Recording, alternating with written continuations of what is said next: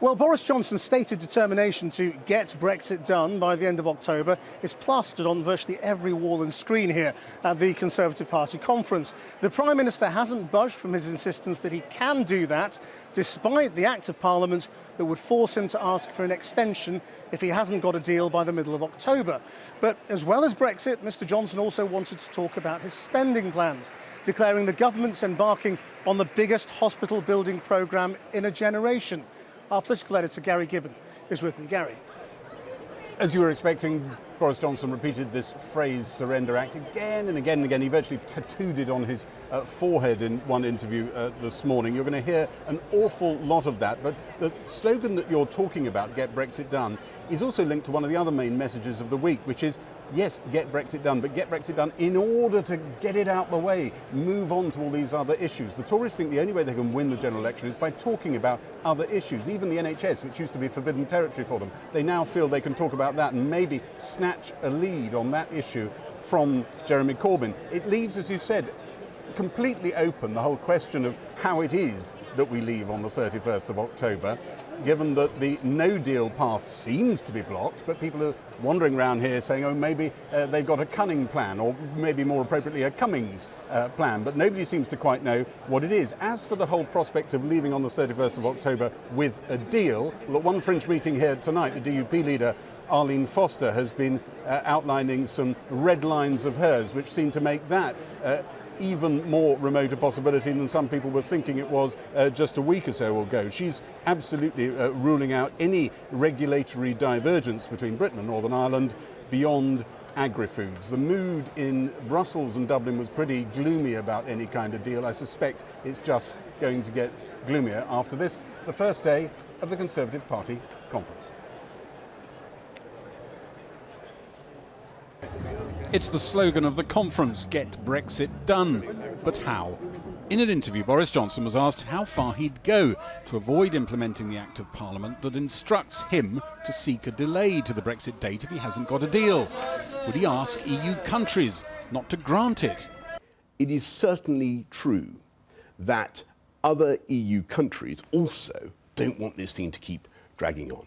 And they don't want the UK to remain in the EU, truculent and mutinous and in a limbo and not wishing to cooperate in the way that they would like.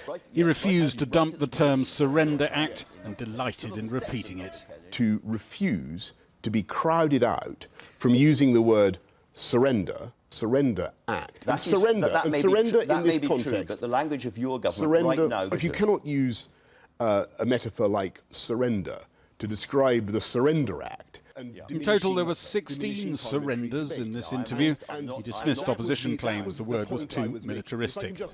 It is the new 350, one aide said, a reference to the £350 million which Vote Leave slogan claimed would be available every week to spend on the NHS after Brexit.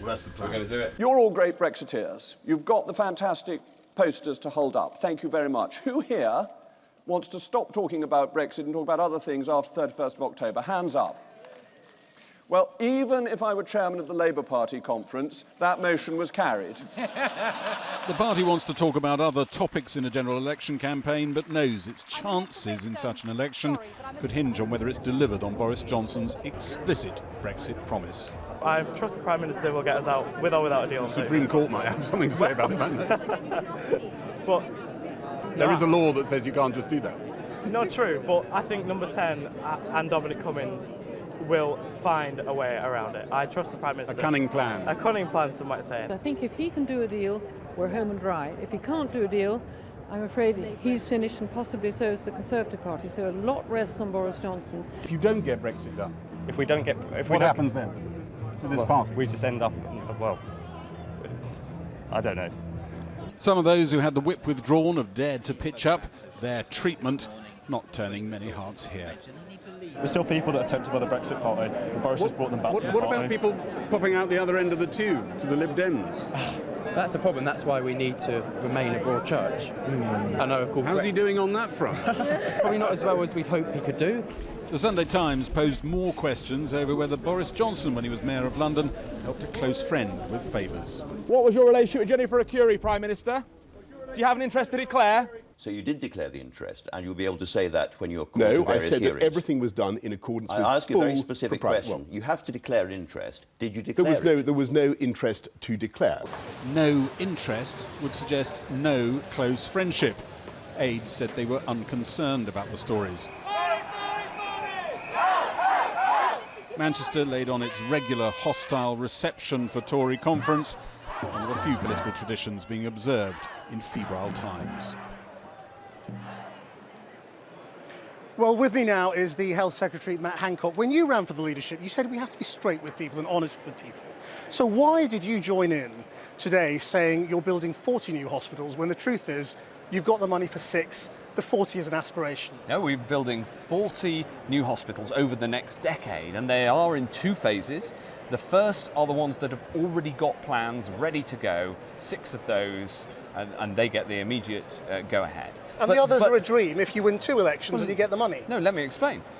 One of the problems in hospital building in this country, and one of the reasons that too many of our hospitals are crumbling, is that in the past, the go-ahead hasn't been given early enough, and the seed funding that you need to do the work, get the planning, do the architecture, all of that, hasn't been given early enough. But they haven't got the go-ahead, have they? Yes, they have. They've got the go-ahead to look into it. Don't say no, I'm health Well, have you given them the money to build them? We have given them the go-ahead. Have you given them the money to build these hospitals, and have you signed off the approval so that all of those 21 trusts who are going to submit plans get built? Yes, we've signed off the approval. Not the money, though. Well, listen to what I'm saying.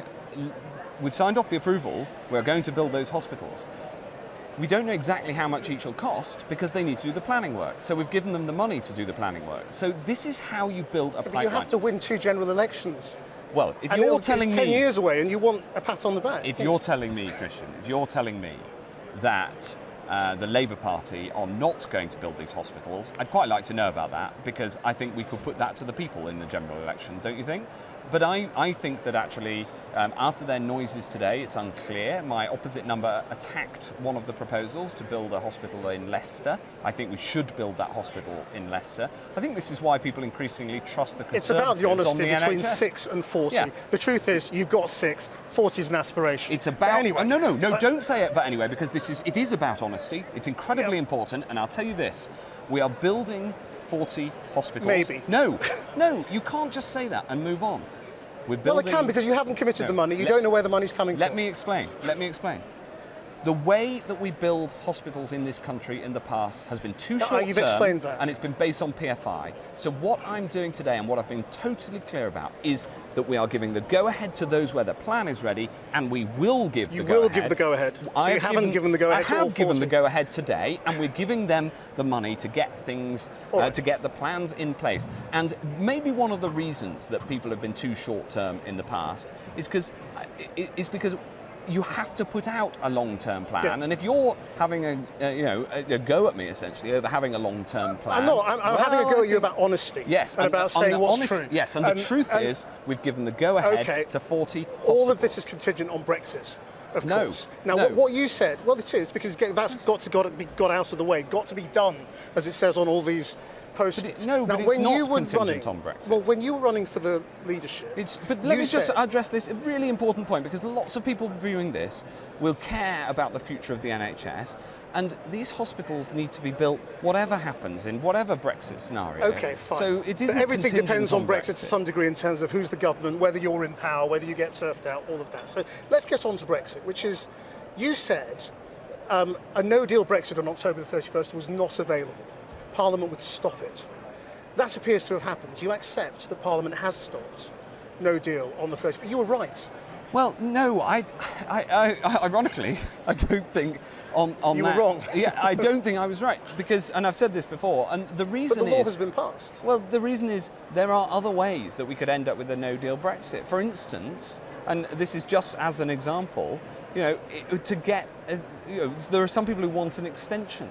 But that has to be agreed on all sides. If Europe says no, you mean? I want to get Brexit done, and the best way to do that is with a deal. So and that's the you way don't we should be believe going. that the Benn Act has stopped no-deal Brexit happening on the 31st of October? I think, or at the very least being asked for by the Prime Minister? I want to get Brexit I know what you done, want, and I want to do that best with a deal.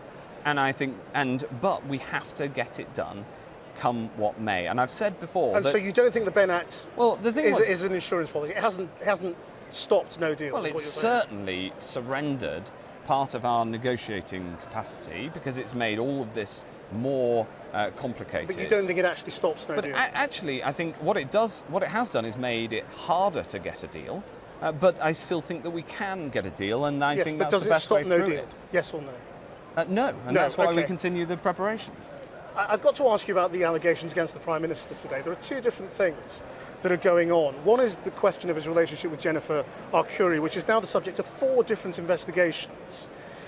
Have you sought reassurances, or have the Cabinet sought reassurances, that this was not a relationship that needed to be declared under the rules of the GLA when Boris Johnson was mayor? I don't know. I wasn't there, obviously, and I don't know much about the details of this affair. But what I do know is that I sought and have received the assurances that due process was properly followed in all the circumstances around this. Okay, the second question is another allegation by a journalist, Charlotte Edwards, that Boris Johnson groped her when he was the editor of The Spectator at a lunch. Now, you sort of dismissed this today, saying, to be fair, he's never lectured people on their private lives, as if this was just a matter of private lives. Yeah, I don't think you've been criticised by other politicians, particularly in the Labour Party today, for sort of dismissing the idea of a grope as something that is just a private matter. No, I don't dismiss it at all, and I've seen how what I said has been how people have responded to what I said, and I'll be totally clear about it. I think these issues are incredibly important. And I think, in public life, in the way I live my life, I try to live it with a high degree of integrity on these matters and in terms of the language that we use. And I think that's the approach that should be taken. So groping is a serious business. I think these issues are very important, yeah. So if that's true, that's a serious business. Well, again, obviously, I don't know the details. Actually, given how important these issues are, it's incumbent on us not to overreact. When you overreact's the wrong word. To react without the full details. I know Charlotte well, and I entirely trust what she has to say. You believe her when she says he grabbed her upper thigh? Well, I know her, and I know her to be trustworthy. What I would say is that these are important issues, and getting the response right is incredibly important. But there's also something here about making sure that the way I try to carry on my life, both in public and in private, frankly, is with a high degree of integrity. This is why I was so cross at the start of the interview that you impugn my integrity over the number of hospitals we're building, because it is 40. But I think that is important in public life. Nobody's perfect. But I think we should. That's how we should try to go about things. Matt Hancock, thank you very much for joining us. Thanks.